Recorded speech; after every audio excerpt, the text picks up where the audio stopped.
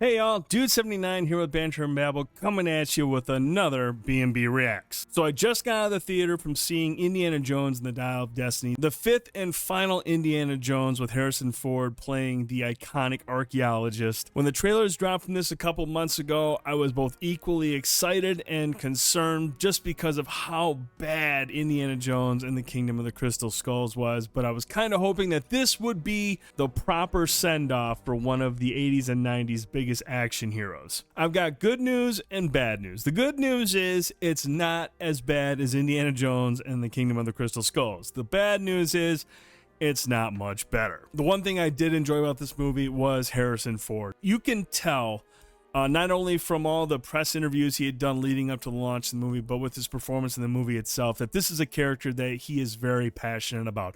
Obviously, he's played some huge characters in the past. Han Solo in Star Wars, but he was more of like a part of a huge ensemble there. Dr. Richard Kimball in The Fugitive, and so on and so forth. He's played a lot of great characters, but Indiana Jones is kind of one that really shot him up through the stratosphere and made him one of Hollywood's biggest actors of all time. There are several scenes where he gets to show his range and what he's still capable of as an actor, and I really appreciate that from his performance. Sadly, that's about the only thing that I really enjoyed about this film.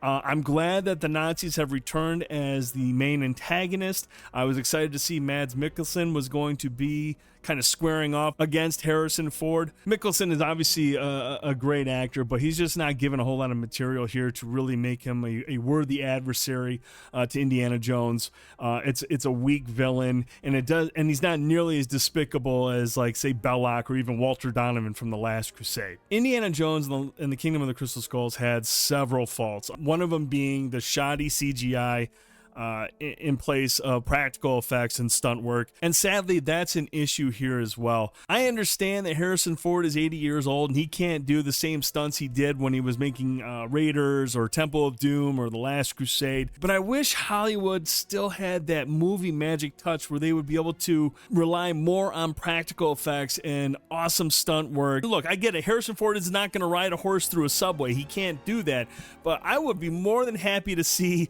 a stunt double with an obvious wing doing more practical effects as opposed to just a shoddy CGI that takes me out of every single action sequence because it's so meh. One of the other big bullet points about Indiana Jones and the Dial of Destiny is that James Mangold takes over directing duties from Steven Spielberg, who is still on to produce, and Mangold has proven that he is a very capable director, but an Indiana Jones requires a certain flair, a certain touch that only Spielberg is able to provide. And, well, Spielberg pre-Kingdom of the Crystal Skulls, but James Mangold is simply not Steven Spielberg. Mangold tries to set up several scenes where they can explore Indiana Jones's own personal character arc and his struggles, as well as his relationship with his goddaughter, Helena Shaw, played by Phoebe Waller-Bridge.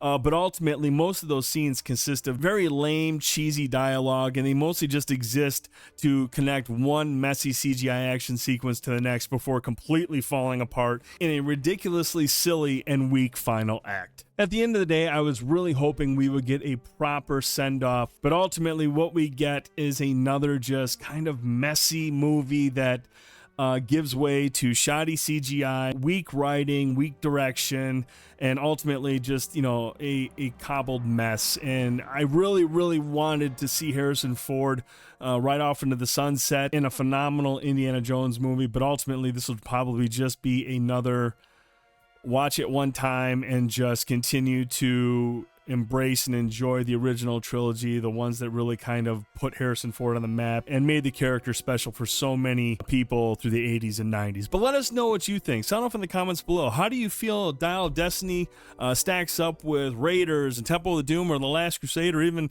Kingdom of the Crystal Skulls? Are you a big fan of this series? Do you feel like this was a great send-off for the famed archaeologist? Let us know in the comments below, and don't forget, every Wednesday night at 9 p.m. Eastern on Twitch, Fanboy Tone and I will sit down and talk about all things pop culture, movies, TV shows, video games, and whatnot. I hope everybody has a great 4th of July weekend. Stay safe, have fun, and thanks for watching.